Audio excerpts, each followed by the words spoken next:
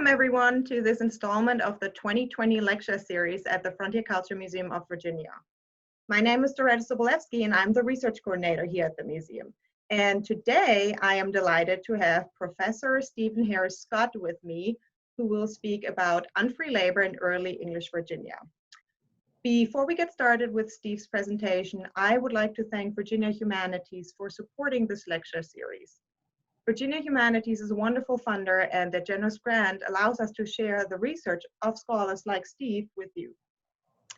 Unfortunately, we are currently not able to host the lectures in person due to the impact of the pandemic, but the museum is open and we have health and safety precautions in place so you, your family, and friends can visit us safely. And I honestly think that we are a safe museum to visit during the crisis. Our outdoor museum has about 200 acres, which makes it really easy to social distance here. Our interpreters are conducting living history demonstration in roped-off areas, and we do have plenty of hand sanitizer stations accessible all around the site.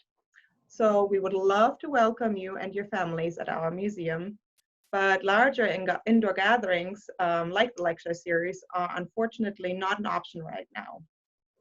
But instead, we are delighted to bring this lecture into the safety and comfort of your home. So in this moment of crisis, when museums like ours are struggling from the impact of COVID-19, I would like to ask you to consider making a donation to the American Frontier Culture Foundation. With your support, we can continue to bring programs like this lecture to you and anyone else who values learning and who shares a passion for early American history and frontier culture. To make a donation, please click the link in the comment section below this video or go to our website at www.frontiermuseum.org. And you can find the donate button in the lower left corner of our website. And honestly, no amount is too small. Every dollar truly counts. Thank you so very much. And without further ado, it is my pleasure to introduce our esteemed speaker, Professor Stephen Harris Scott, to you. Professor Harris Scott teaches classes on world history, on diseases and pandemics, and on race and unfree labor in early America at George Mason University. He directs an international graduate program and is affiliated with the Department of History and Art History, where he also earned his PhD in 2016. His dissertation was entitled Northern Virginia, A Place Apart, Bound Labor in Virginia's Northern Neck, 1645 to 1710. He is active in the field in several ways, most notably as a member of Board of Directors for the Virginia Forum History Conference and as an affiliate of the brand new Center of Mason's Legacies at George Mason University. Steve, thank you so much for presenting your topic to us today. Before we get started, can you tell us a little how you got interested into that subject? Sure. Durrett. You know, I actually got my bachelor's degree in physics, which is a bit of a strange route to become a historian. But after kind of souring on that as a career, I wanted this, I had minored in history in my undergraduate and then wanted to go to graduate school in history. So I took some additional classes as sort of a non-degree student, and then got hooked up with the University of New Orleans, where I'm from. And my advisor, Professor Warren Billings, is sort of a big name in early America and especially early Virginia history. And so I sort of went in thinking, I guess, you know, I really like the Civil War. Maybe I'll do the Civil War as a topic. And he very quickly kind of dissuaded me of doing that just because the amount of material already published on the Civil War is rather voluminous. And so he said, you know, what really could use some additional work is, you know, really early Virginia, the 17th century in particular. And he actually had some copies of microfilm records that he possessed, and some that he had really never looked at or not looked at a ton, and gave me that as a project, both to learn how to read it and how to read the handwriting, the 17th century court reporter handwriting, which is very tricky to read. And then that just led sort of directly to my master's thesis. And then by the time I finished that, I was kind of hooked into this earlier story about the beginnings of European settlement in what would become the United States, and especially Virginia.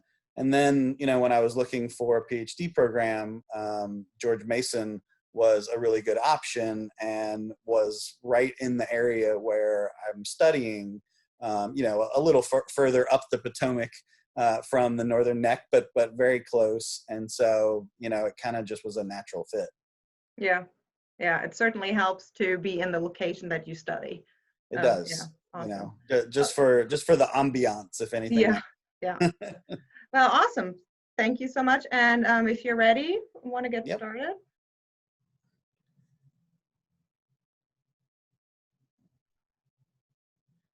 Okay.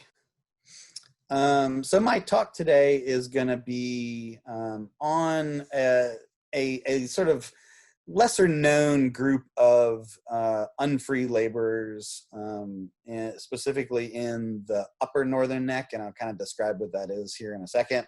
But most notably apprentices. So everybody's probably heard, of course, of indentured servants and African slaves, and those were certainly the two main sources of unfree or bound labor in early Virginia.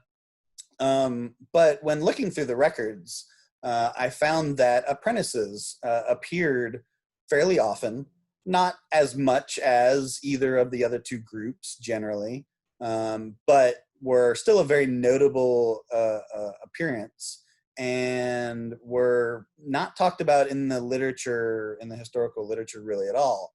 Apprentices start to get talked about a lot in the 18th century, especially in places like Pennsylvania and Massachusetts, but not really in Virginia.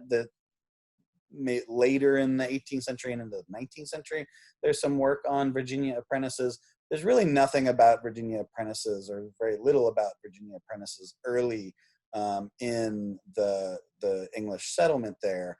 And so the fact that I was finding all of these records of apprentices in the county court records when I was looking at them, struck me as interesting. I didn't necessarily focus on it for the first, year or two of my dissertation research, but I just kept finding it enough that I broadened my project out to also incorporate apprentices. And after I finished my dissertation in 2016, I've really taken up the research on the apprentices more so even than indentured servants and African slaves.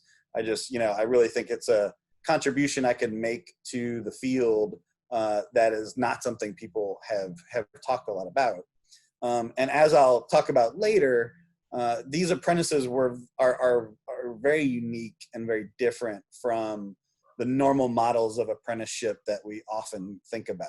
We often think about the sort of old English model of apprenticeship that is sometimes called craft apprenticeship, where you learn a trade. A young boy usually is apprenticed to a tailor to learn under the master tailor for 10 years, 12 years, 15 years, become sort of the main employee at that tailor's shop, and then strike out on his own when he's 18 or 20 or something like that. And that certainly still also happens in Virginia, and I'll actually kind of show some data on how often that happened, but it was definitely a minority. It did not happen most of the time. Most of the time, these apprentices in Virginia are nothing more than glorified agricultural laborers, and really seem to be this additional source of bound labor that masters have significant control over. As I'll talk about a little bit, they don't have quite as much control over apprentices as indentured servants, and they definitely don't have as much control over apprentices as they do their African slaves. Apprentices have a lot more ability to go to court and sort of say that their master is mistreating them or not teaching them their trade that they were promised or something like that. Whereas you don't see that kind of thing happening that much with indentured servants, and you never see it with African slaves. So, there is some benefit to being an apprentice, at least on that level. But as I'll talk about a bit later, there's sort of, I ended up classifying apprentices by tiers, and I sort of have, for male apprentices, I have 3 tiers, and for female apprentices, I have 2 tiers. And the lower tiered apprentices in particular really have very little authority beyond what an indentured servant would normally have, and are not much different than indentured servants. And if anything, I even make the argument that on a whole, they were worse off than indentured servants, because they often served for longer and got very little benefit from that longer term of service. So I'll get into all that when I get into some of the data that is part of my presentation here. So everybody, is at least moderately familiar with the idea that African slaves and indentured servants were really crucial to making profits for the colony's landowners in Virginia off of tobacco and other crops, but of course mainly tobacco. This is even more important for the early Tidewater frontier, and I'll talk about the region here for a few minutes up at the beginning, if folks are not familiar with this region. The region grew a different strain of tobacco than places to its south. So it grew the oronoco strain of tobacco, where places to the south grew what's known as sweet-scented tobacco. And those names are really, I think, helpful in delineating which worth, better thought of. One's called sweet-scented, it's really, a good name for a tobacco that you think smells good and is a sort of milder form. Oronoco is actually based on the region of South America where it was first discovered, that strain of tobacco. But so the name doesn't really tell you much as opposed to sweet-scented. And the oronoco strain was not really very preferred by the English. Folks on the European continent preferred it. It was a harsher brand of tobacco.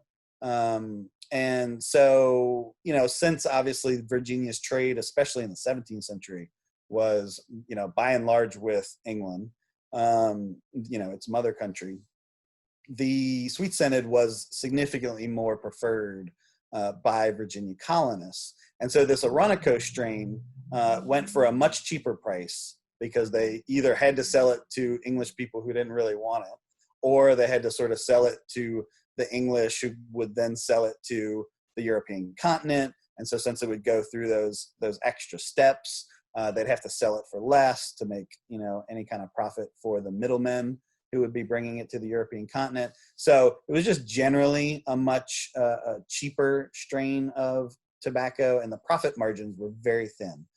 Profit margins for the sweet-scented tobacco were very thin too, but the oronoco tobacco in the northern neck region even more so. And so, there seems to be, from what I have found in the records, just kind of a continuing labor shortage. There's never enough labor to put into production enough oronoco tobacco in these northern parts of early Virginia to really make good profit for the landowners there.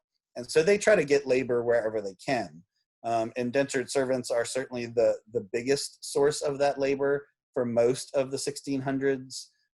By the very late 1600s, African slaves are becoming more of a part of the labor force in Northern Virginia.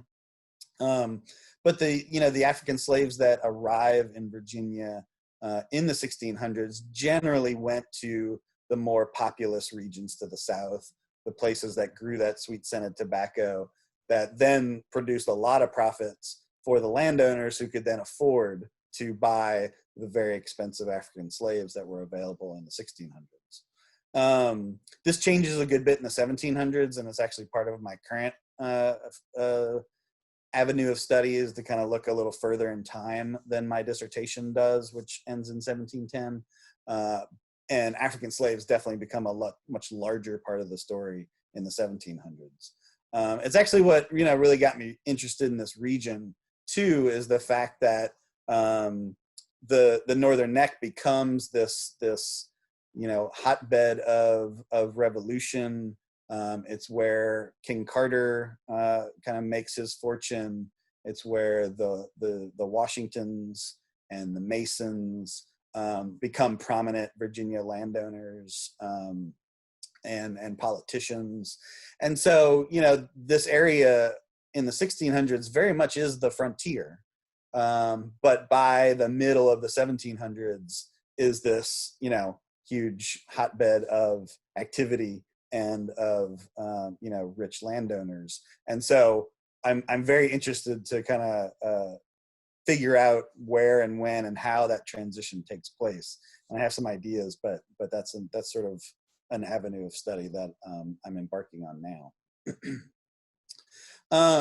So let me just talk, really quickly about this area of Virginia, in case, folks are not too familiar with it. The main two counties that I focused on in my dissertation, and again, I'm sort of expanding it outward, both from a time perspective, going further in time past 1710, but I'm also expanding it in terms of geography and looking at counties outside of the two counties that I studied for my dissertation. But for my dissertation, I focused on Northumberland and Westmoreland counties, which are kind of the two counties that are closest to the Chesapeake River if you're following the Potomac. So if you're coming from the Chesapeake River up the Potomac, you first hit Northumberland on the southern shore, then you hit Westmoreland, then you get to Stafford, and then you get up to Prince William County and Fairfax, etc. If you're going kind of modern day map. And so I focused on these first two counties that were closest to the Chesapeake, as they were the first to be formed, the first to see English settlement in the region. And like I said, becomes this sort of frontier area of 17th century Virginia. One thing I found pretty quickly early on in my study is that really, too, even before English settlement, this area was a bit of a frontier. It was on the very frontier edge of the Powhatan chieftain, and was a sort of contested area for Powhatan's confederacy. Powhatan's expansionary activities in the late 1500s tended to push actually a lot of smaller native groups who were trying to resist Powhatan's expansion to the Northern Neck region. And that's sort of where they took refuge against the expansionary activities of Powhatan's confederacy. One historian eventually calls the Northern Neck region around 1600 the most densely settled part of Tidewater, Virginia, because of all of these various groups that sort of fled Powhatan's expansion and did not want to be subsumed as part of his confederacy. That works to some degree. It's sort of a fairly oft-debated point among historians of Native Americans of early Virginia about just how much control and pressure and influence that Powhatan exerted on the natives in the Northern Neck region. Some became really important allies for Powhatan, especially to fend off other native groups from Maryland and further north. But other groups in the region very much stay at arm's length from Powhatan, and make for interesting allies to the English when the English do arrive. And we sort of see almost a preview of later actions like the French and Indian or the 7 Years' War, where there are kind of native groups fighting with the English, but also, of course, fighting against the larger number of native groups that are associated with the Powhatan Confederacy. So it's always one of those important things whenever we talk about early Virginia, that there's always kind of a sense to always talk about like the English were on one side and the natives were on the other side, but it was definitely a lot more complex than that. And I think the Northern Neck actually is a good example of that complexity. But the English do arrive in the Northern Neck region around 1640. A merchant planter named John Mottram arrived from Maryland around then. And after the war, the big war between the English and Powhatan's brother Opechancanough in 1644, after that war is over, after the English win, the Northern Neck is the Powhatan Confederacy more or less is gone as a political entity, and English settlers start to stream into the Northern Neck. I'll talk about a few numbers and sort of population numbers really quickly. I won't bore everybody with population statistics too much, but I think it shows a good frame for the growth of this region and the relatively rapid growth for the region. Around 1650, when Northumberland County had just been formed, it was formed officially in 1645. By 1650, when we first can really make a good estimate for how many people lived in Northumberland County, at least how many English settlers lived in Northumberland County. It's a lot harder to get a clear idea of how many Native Americans still lived there, and there certainly were many. There were about 500 people living in Northumberland County around 1650.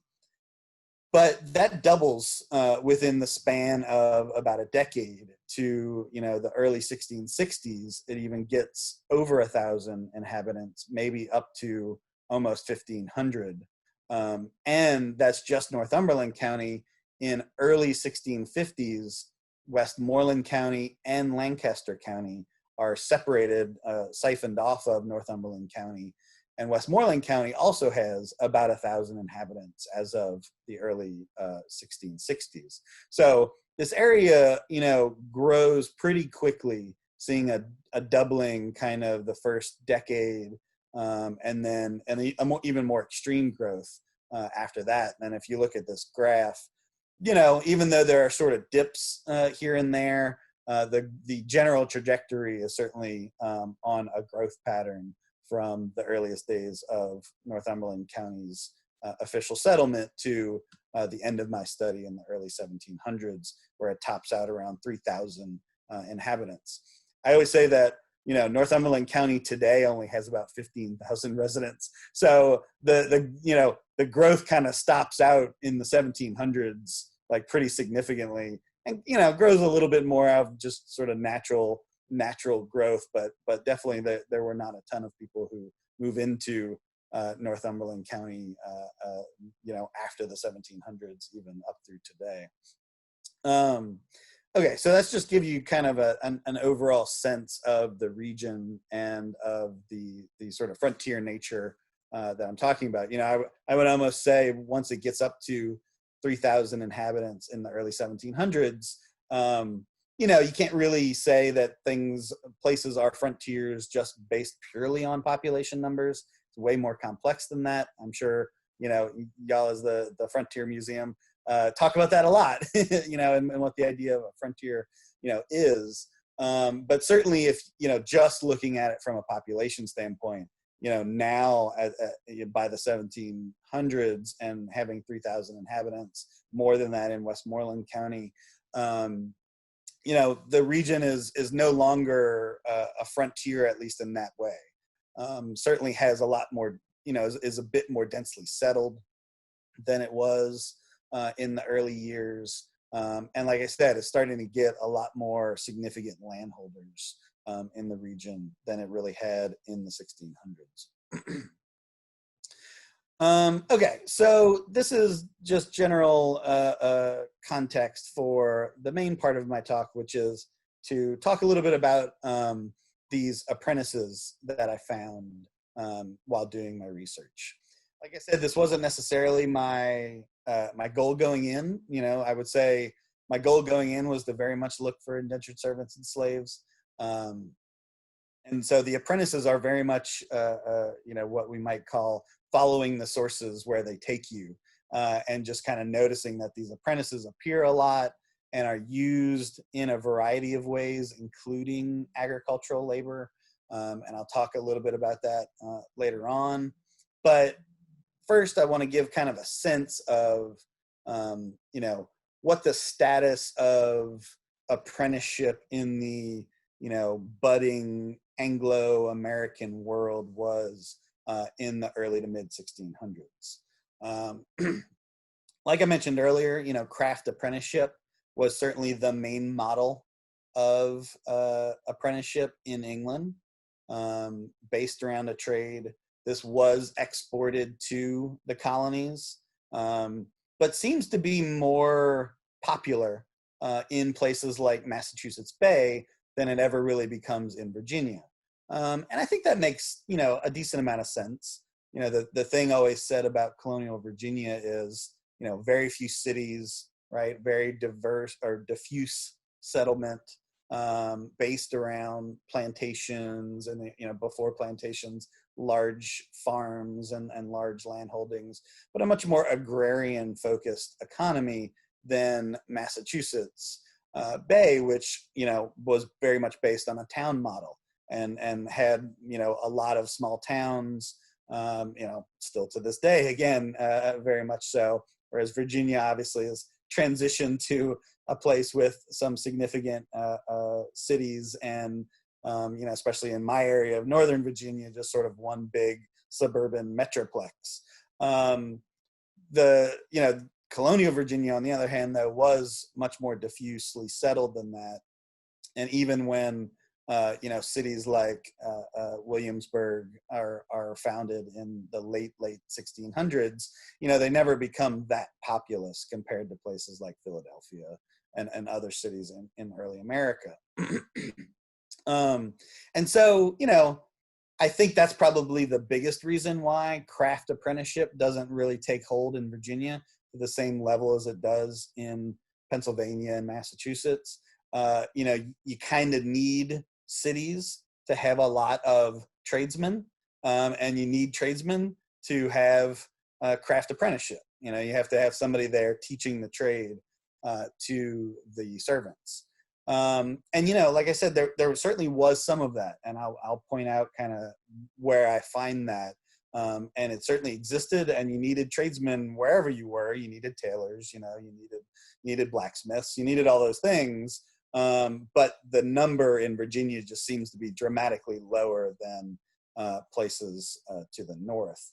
And so craft apprenticeship seems to be significantly lower than places to the north. And so, you know, I was very interested because that was certainly my view of apprenticeship when I started to find these apprentices in the county court records. And as I looked, you know, more and more, I realized that they were just not, or most of them at least, were not learning trades. That was not part of their contractual agreement. One really interesting thing about apprentices, just from a purely source perspective, is the apprenticeship contracts, when they still exist. They don't always still exist, and that's a problem, you know, with any early Virginia records or records in the 17th century, you know, writ large across the globe, is they're incomplete, you know, at best. And so, you know, you don't know what doesn't exist and what is lost. But for the contracts that do exist, they are way more detailed than any of the indenture contracts that I could find. And, you know, kind of really lay out, when they do exist, what the child, you know, how old the child was, who they were being bound out is called. You know, apprentices are bound out to a master, who they were bound out by, whether it was an orphan being bound out, you know, a true orphan, no parents surviving, orphan for the time, which was also that the father died but the mother still lived. Those children were actually called orphans as well. But I kind of try to separate those two because that's an important distinction to make, of course. And then sometimes apprentices were just bound out because the family couldn't afford to have another kid, and really needed to kind of shift off the responsibilities of housing and clothing and feeding another child to another family. Were all the apprentices all children? Yes, pretty exclusively. There were a very small handful of exceptions to that, but very, very small. So it's definitely not like indentured servants, where indentured servants kind of, really could be anywhere from a small child to someone in their 30s. I even found somebody in their 40s and 50s who were bound to be indentured servants because of financial hardship and things like that. So indentured servants definitely run the gamut. And of course, African slaves run the gamut of age, but apprentices almost exclusively, 97+% were all bound out before the age of 16 or so. And I'll actually, I don't have my years figure in here, but I do have, this just kind of shows you the growth of apprentices throughout the century in the upper northern neck. But parental status, was one of the places where I found some interesting data to explore, and how exactly children were bound out in the northern neck. It proves really interesting, and I think gives a good sense for what exactly the reasoning behind these children being bound out was. So you can see I sort of differentiate. I say true orphans. Those are orphans as we think of them today, no parents alive at all. So this is really, there's another system of apprenticeship in England at the time called pauper, P-A-U-P-E-R, pauper apprenticeship, that really dealt purely with orphans and with the goal of not having, quote, destitute children kind of running around in the cities of England. And that system of apprenticeship is also kind of brought to the colony with settlement there. And pretty quickly, even though there are not, it's not the problem of children running loose in a city, still children running loose kind of anywhere was seen as a problem, for social fabric and good social order. And so, it was early on decided by the General Assembly in Virginia that any orphan needed to be bounded out to become an apprentice, except for the very rich. A very rich orphan might be able to just become just have a guardian appointed and sort of live with another pretty rich family who could manage their now usually vast holdings, land holdings and cattle and unfree laborers. And so, that was an exception. The very top of the top group of children who are orphaned tended to not become apprentices because they, were sort of rich enough that they didn't have to. But everybody below that level in society more or less would be bounded out as apprentices. There are some exceptions to that if you have like direct family around, but it's interesting. Even sometimes, even if you have an uncle, you may get apprenticed to the uncle. You may not actually become your uncle might not become a guardian. They may become your master, and that was a common occurrence as well. There's sort of a stricter guidelines for a master apprentice relationship than a guardian to a charge, if you will. And so, that's an interesting thing to note as well. So as you can see, throughout the sort of period that I investigated, which was the last half century of the 1600s and the very early 1700s, most children in Northumberland are still being bound out because they are true orphans. But, a very large number, about equal, even a little more, are bound out because either both parents are alive, but they can't afford to keep the children, or only their mother survived, whereas their father had perished. Westmoreland County, the records are just generally not as good, so we generally have lower numbers for them. Plus, they're a newer county than Northumberland.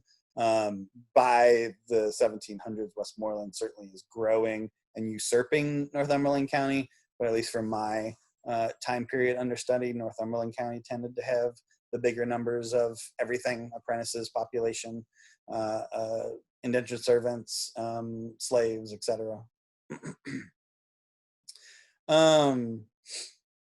So one of the other notable things here, I kind of also have, just in case anybody's more visual than numeric, I included some pie charts of my various graphs. This is when my my bachelor's degree in physics and my minor in math come in, and some of my historian colleagues are like, "Why do you have so many numbers?" And it's like, well, I'm just kind of inherently a numbers guy, even though now I'm a humanist and a social scientist. So let me kind of move to a little bit about what these apprentices actually did. One of the questions I tried to ponder and tried to answer was, okay, I've got this large group of apprentices.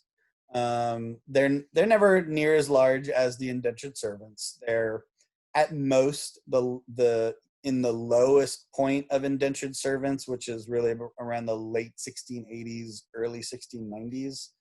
Apprentices still made up only about a quarter of the unfree labor force in the upper northern neck, which, is a notable amount. I mean, it's not like, we're not talking 5% or 10%. We're talking a quarter, 25% of the total bound labor force. And so, again, I think that's why this group of people is really important to bring to the fore, who have not been part of the conversation previously. But still, there are always, they're never as great in number as the indentured servants. And often the indentured servants are significantly more, triple, quadruple, even more the number of apprentices. And so, one of my questions was that I was exploring was, what does it mean to be an apprentice, or what did it mean to be an apprentice, and how did their lives compare, either positively or not, to the lives of indentured laborers. I didn't really focus on slavery too much, because certainly by the last half of the 1600s, slaves were treated very differently from indentured servants, and definitely very differently from apprentices. So it was mainly, I was trying to compare indentured servants with apprentices, because, in a lot of ways, that was a much more almost luck of the draw in terms of where you were born and how you were born and to what parents, than African slaves who were, imported into the colony from Africa. And so I tried to compare indentured servants and what, relatively little we know about any individual indentured servant. We kind of have a pretty decent outline in general of how indentured servants lived, but we don't have a lot of existing records of sort of individual indentured servants. So that made it a little difficult, just because I kind of had to think about indentured servants very broadly, whereas apprentices, because of their really detailed contracts, I could get pretty specific around certain apprentices and individual apprentices. So, which is the reason why I tried to kind of combine all of them and create these tiers that I'll talk about here shortly. But I really wanted to try to compare these two groups. Indentured servants, some of you, probably know a decent amount about indentured servants.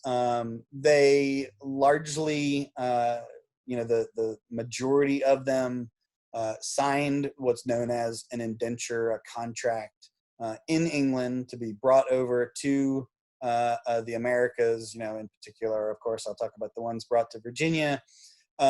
They signed contracts anywhere from 4 to 7 years in length. And that was essentially the way that they could afford to pay for the voyage across the Atlantic to the colonies. A lot, most of indentured servants who signed contracts like that were certainly pretty destitute, were not seeing very good prospects back in England, and were looking to, chart a better life for themselves in the Americas.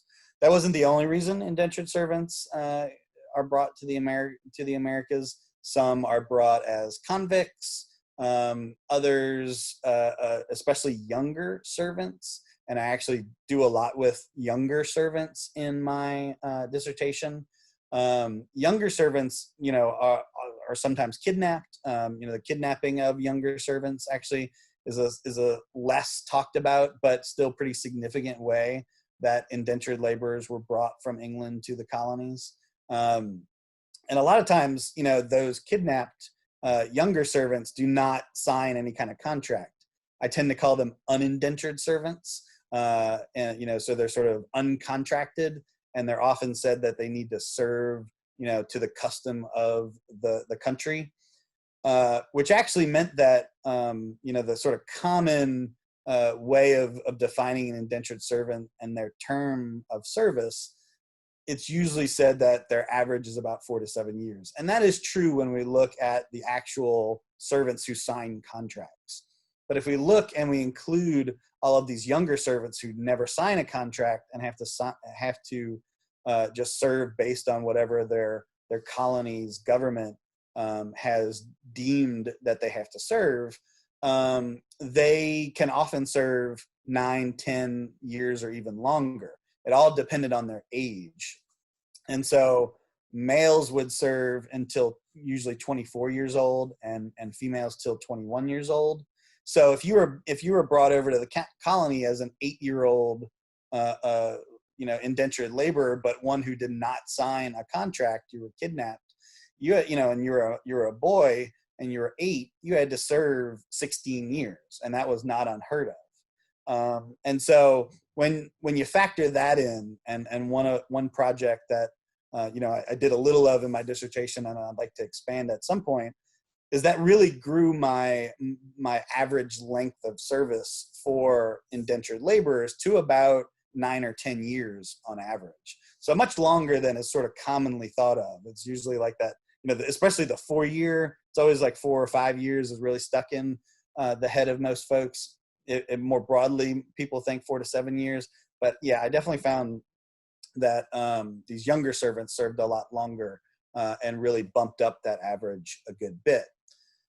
So even though using that larger average term of service, apprentices in the region I was studying, in this sort of frontier region of Northern Virginia, often served 12 or 13 years on average.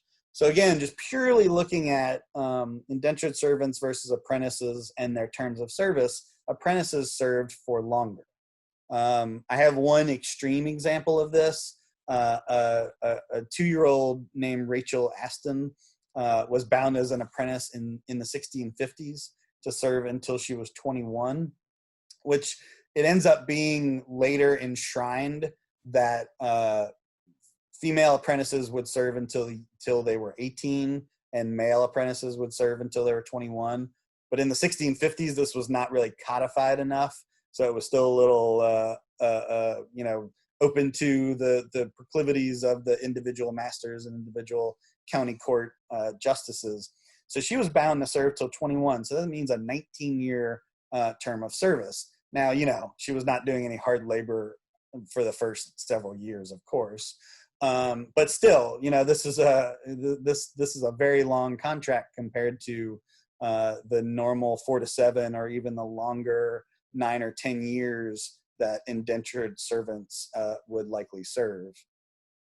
And so, like I said, the average length of service for apprentices was more in the sort of 10 to 13 year span.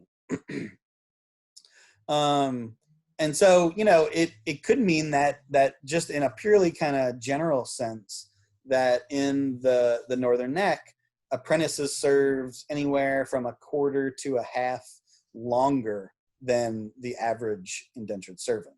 So if we're just basing it on that, apprentices are kind of worse off. But that's not the only consideration, of course. The other consideration that's really important is what exactly the apprentices and of course the indentured servants, what do they get out of their service? You know, what is their compensation essentially for their service? Like I said, indentured servants, their biggest compensation was passage from England to the Americas, which, you know, is kind of almost hard to put a price on in a lot of ways for a lot of these indentured servants, because this could have meant, you know, death by starvation in England and in the Americas, especially, you know, in Virginia in the early years. This could mean, you know, land of your own after you were freed, and you know, many very big and important landowners start out as indentured servants. One of the biggest landowners in Northumberland County in the 1660s had been an indentured servant to John Mottram, that first kind of settler who moved into Northumberland County. So it is not unheard of that these indentured servants, you know, make a really good life for themselves. Even in the earlier to mid 1600s, that was not the norm, but it certainly happened, you know, a fair amount. By the late 1600s, that's really not happening as often and barely at all.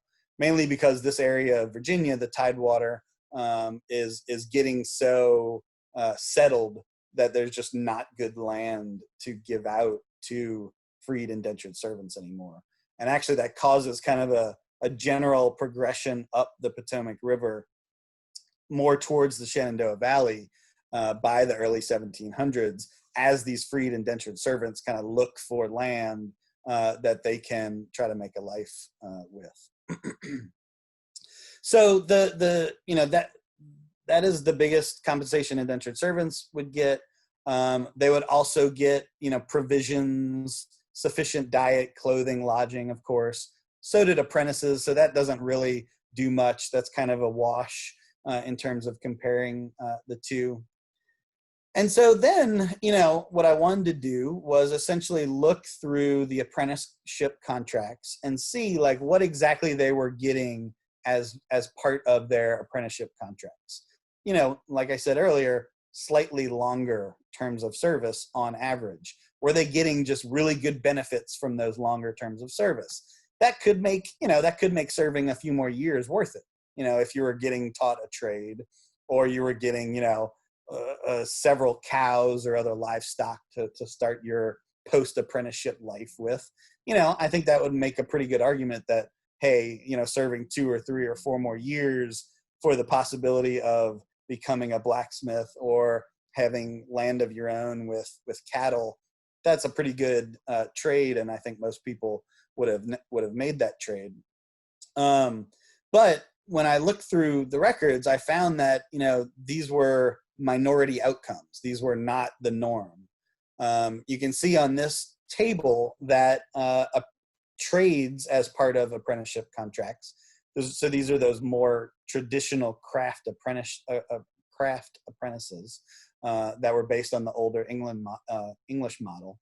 Never really get over about 1/3 of the number of apprentices that are bound out in the upper northern neck.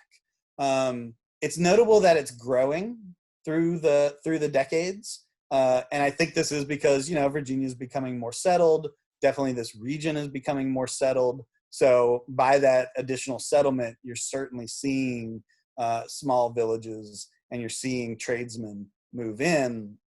And so just the possibility of being of a younger child being bound out to a tradesman to learn to become a tailor is a lot more common. But still, even by the late 1600s and early 1700s, we're still only talking about 1/3 of the young boys who were bound out to learn a trade. Visual of that, definitely almost 3/4 who don't learn a trade, definitely the vast majority. Another way you could get a benefit from an apprenticeship that definitely was not offered to most indentured servants. There are occasions when they are, that just a dying master may leave something to a really prized indentured servant, somebody they had really befriended and taken under their wing, whatever it is, and leave a horse or a cow or a piece of land or whatever to an indentured servant. That certainly did happen, but that was exceedingly rare. Looking through various inventories of planners in this period. And so gifts as part of apprenticeship contracts certainly was something that could put an apprentice significantly better off than an indentured servant.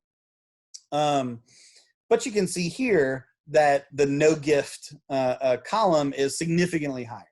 And especially after those first couple of decades where the numbers are really small, those last 4 decades starting in the 1670s, we're talking only 20 to 24% of apprenticeship contracts including a gift as part of the contract.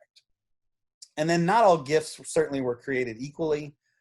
Sometimes apprentices would be given 1 cow upon their freedom, and that's great. That's more than most got, as you can see. Most got nothing, or nothing of substance like a cow. But getting a cow, especially if it's an older cow, may or may not do a ton for you. It will do a little for you, that's for sure. But other contracts really lay out a much more robust set of gifts based on the increase or the offspring of a cow over the course of many years. So I've got an example of that where John Corbel of Northumberland County in 1650 was promised a cow and a calf near the end of his service to his master, Edward Cole. And he also was given a sow with its pigs, 1 gun, 1 pot, 1 frying pan, an axe, 1 hoe, 1 flock bed and rug and double apparel, and 3 barrels of corn to start his life as a free man. So that's a pretty big haul. That was about the biggest haul that I found in terms of gifts provided. But even when the haul was not that significant, sometimes a master would agree to give, by the time the apprentice was 16 years old, would give the apprentice a cow, a younger cow. It was explicitly said, sort of a younger cow, and would take care of the cow and also take care of any offspring. And then when the child was freed, the freed apprentice would get the whole lot, would get the cow and the offspring. And so that was a significantly better haul than somebody who just got 1 cow and that's it. And the cow might be older, it might be a dairy cow. So, within these gifts, there's a lot of variation. But still, this is, I when I was kind of thinking about this more broadly, getting a gift as part of your apprenticeship contract certainly would put you in a higher category than just being sort of an indentured servant. And so that's where this idea of tiers comes from. So I created 3 tiers for male apprentices. Tier 1 apprentices largely are the ones who received trades. That's not totally the case, and mainly because of some interesting tweaks to their contract. That yes, there were, I have a few examples of apprentices who were promised a trade, but also very much, explicitly written in their contract when work in their trade was not available, they had to work in the fields. So I tended to put apprentices in that situation as a tier 2 apprentice, because yes, it was good that they were learning a trade, but they also had a very hard life in agricultural labor, probably up to 6 months out of the year, which certainly was, led to a significant mortality among indentured servants and African slaves and any apprentices that had to endure that. And so, while it's not exclusive, though, most of these tier 1 apprentices that I found and categorized that way were done so because they were learning a trade. Tier 2 apprentices, again, there are some variations to this, but largely this is the group who were bestowed gifts. So I wanted to put them as something that was higher than an indentured servant, but still certainly not, not in that same category as an apprentice who was going to learn a trade. And then tier 3 apprentices, those were ones that largely were promised nothing. They may have been promised a little bit of education, although sometimes that education seems very minimal. It's things like learning to read in the Bible, and that's it. Other times it was to learn how to write, to learn how to cipher, to learn how to do some other maybe marketable skills, to at least be a bookkeeper or something like that. But generally, these tier 3 apprentices, these are the ones that I consider, almost essentially indentured servants by another name, and who I very much consider worse off in general than indentured servants because, they could even serve these longer terms of service. And so, it's hard to say anything in general about apprentices because they run the gamut from craft apprentices, who learn this trade, who have this very marketable skill after they are freed, to pretty much glorified indentured servants and agricultural laborers. Notably, female apprentices, they're only separated into 2 tiers, and they're just generally a lot less of them. More female, even female orphans were, there was a much greater likelihood that they would either be taken in a guardianship relationship, or if they were old enough, they would just be kind of more or less pushed into marriage, as long as they were at least 15 or 16, which was not the case with male apprentices. Which is why we see a lot more male apprentices. And there's just generally, more men than women in Virginia in the early part, in the 17th century. But I still was able to break them down by 2 tiers. Female apprentices did not get trained in any kind of trade. They usually either were taught to sew, sometimes taught to work and be the dairy cows and things like that. They were often taught also to read in the Bible. Some were taught to write, not very many though. And usually what separated for me the tier 1 and tier 2 apprentices were, again, kind of gifts. So female apprentices who were given gifts would be classified as tier 1 apprentices, and all the others were tier 2. And it's notable that many times I find in the records very explicitly that female apprentices must also serve out in the fields. By the latter part of the 1600s, the idea of white women serving in hard agricultural labor was not approved of, and was even kind of there was a law passed against masters doing that to their indentured servants. But we're pretty sure on the ground, and especially because of how often the General Assembly makes an additional law about that, sort of saying, no, we're really serious. We don't want female, indentured servants working out in the field. That kind of gives you a good sense that, masters, when they needed to, were still doing that. We're still putting their female apprentices and female indentured servants out in the field. But it's interesting that some of the apprenticeship contracts explicitly say things like the apprentice will serve in any way his master might employ him, pretty much telling me that those apprentices were fair game for being put to work in the tobacco fields. So in conclusion, what I found as part of this investigation, and what I hope to continue exploring, is that in this region of Virginia, in this sort of frontier region of Virginia, the idea of who was an unfree laborer was a lot more complicated than it was in the more populated regions to the south. The more populated regions get the most number of indentured servants early on, and then make their transition to African slavery, much quicker. Some historians are starting to put that transition to African slavery as early as the 1640s and 1650s in the sort of York and James River areas. But certainly by the 1670s, 1680s, that transition is pretty full and made to African slavery in those more populated regions to the south.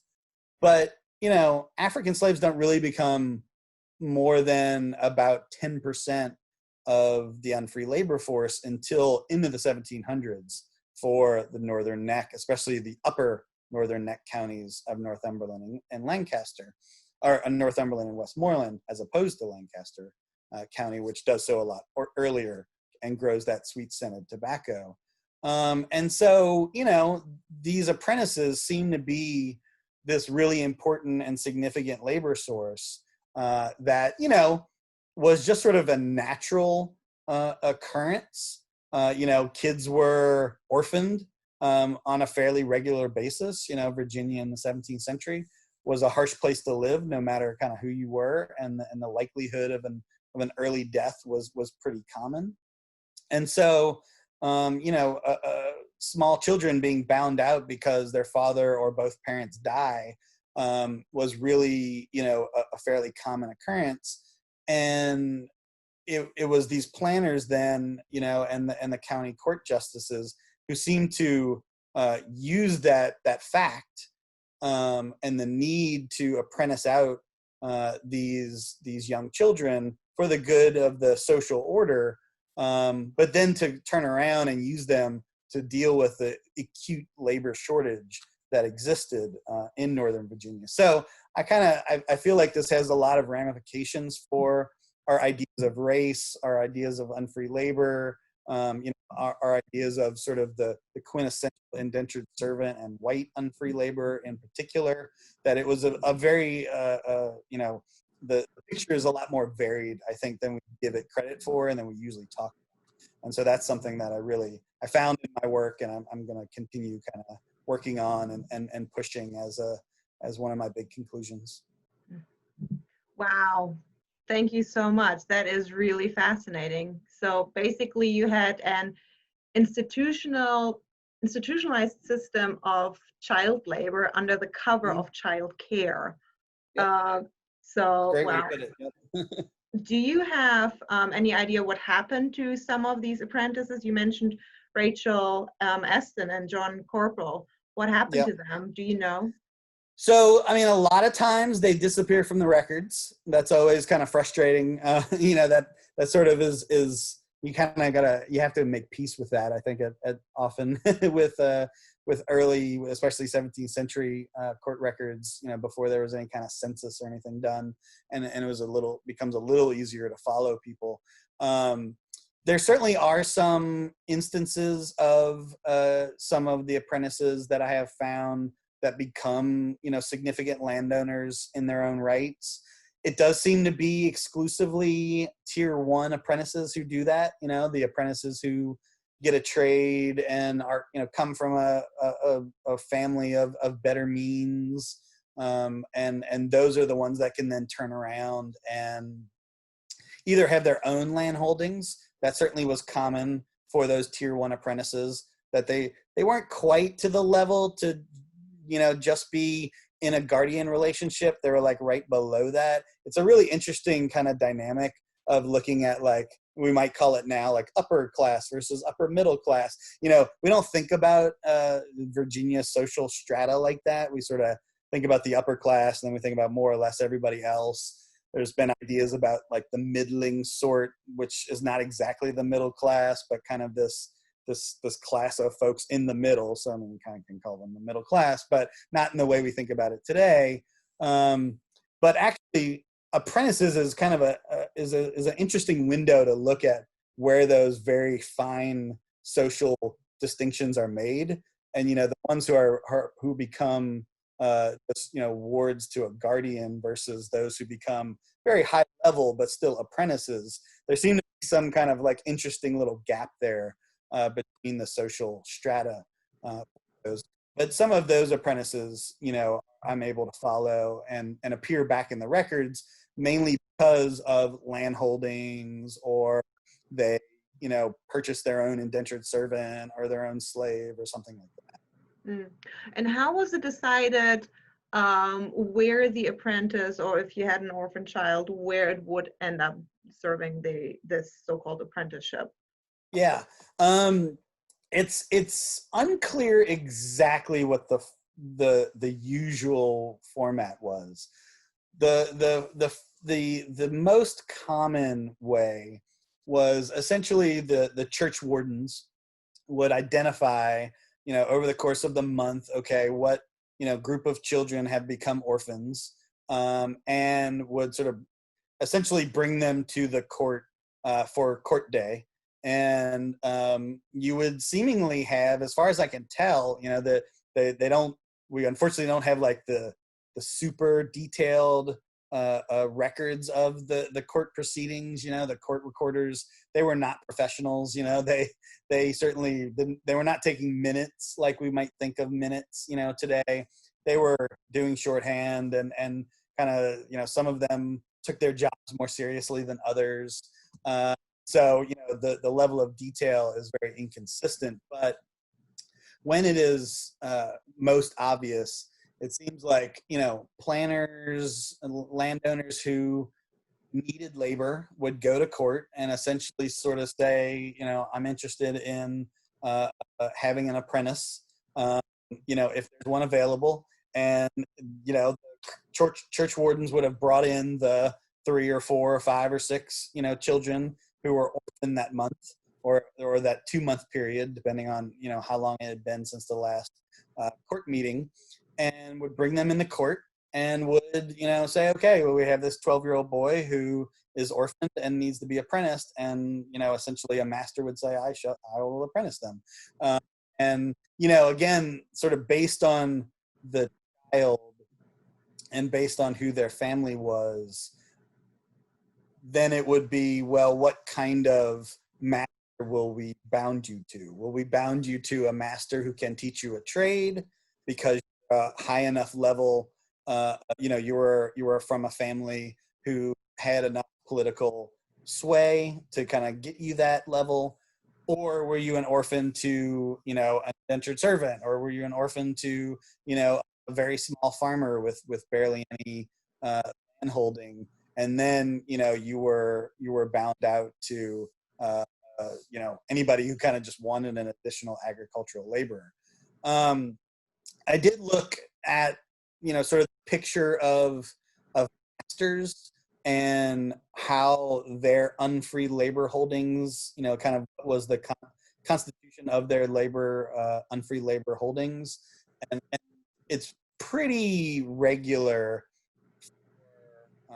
masters and landowners who had 3, 4, 5 indentured servants, 1, 2, or 3 African slaves to then bring on an apprentice or 2.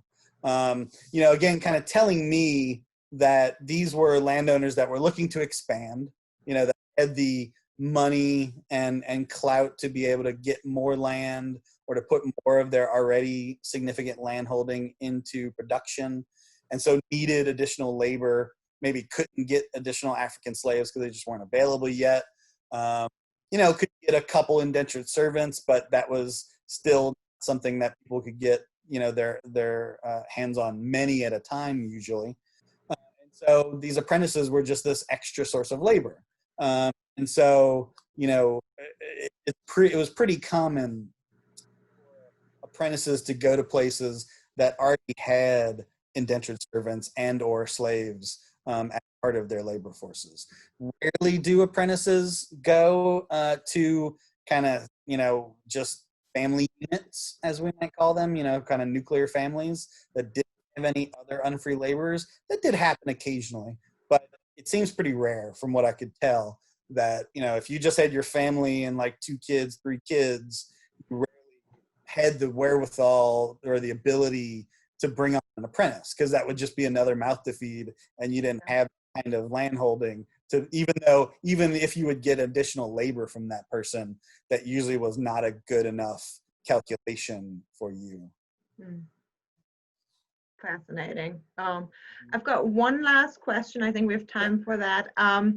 You talked a little about that during your presentation, but we at the Frontier Culture Museum, we focus on the frontier west of the Blue Ridge Mountains in Virginia, where people started to move into in the late 1720s, 1730s, so a couple of decades after your research.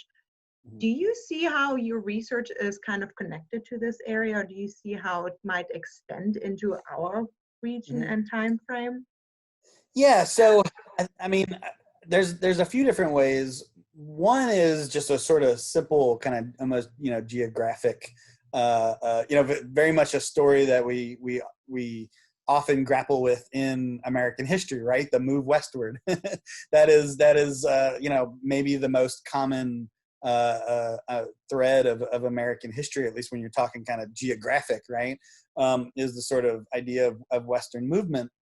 And, you know, even, you know, from 1645, when Northumberland County was created, to the early 1650s, when Westmoreland was siphoned off of Northumberland County to its west, then Stafford County in 1664, and that kind of continues to happen. And literally up, you can kind of chart up the Potomac River, you know, towards the fall line and then past the fall line, that these new counties were being created every 10 to 20 years, you know, culminating with the really big counties of Prince William, Fairfax, Loudoun counties, created in the 1720s and 1730s.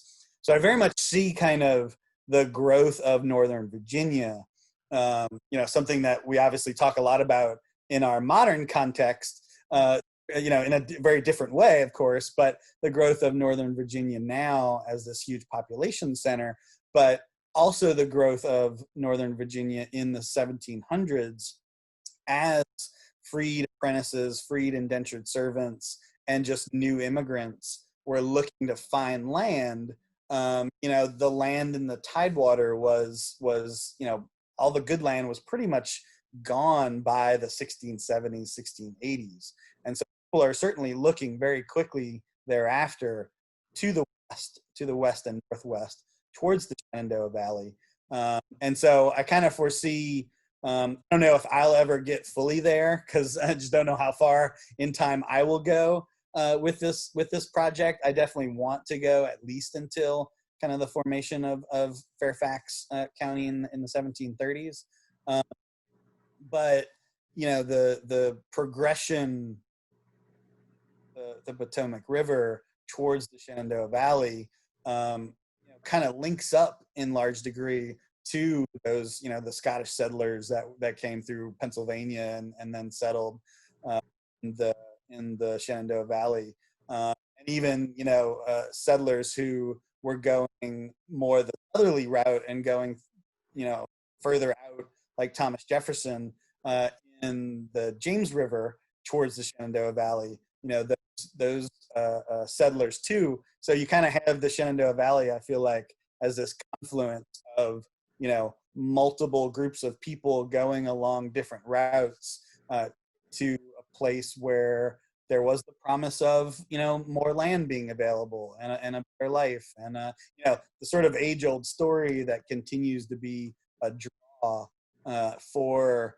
new settlers, but also settlers that have been in Virginia and other colonies for a while, but had sort of gotten as far as they could in whatever, you know, Tidewater region they may have been in, and look to move to the west. So yeah, I definitely see there's a link.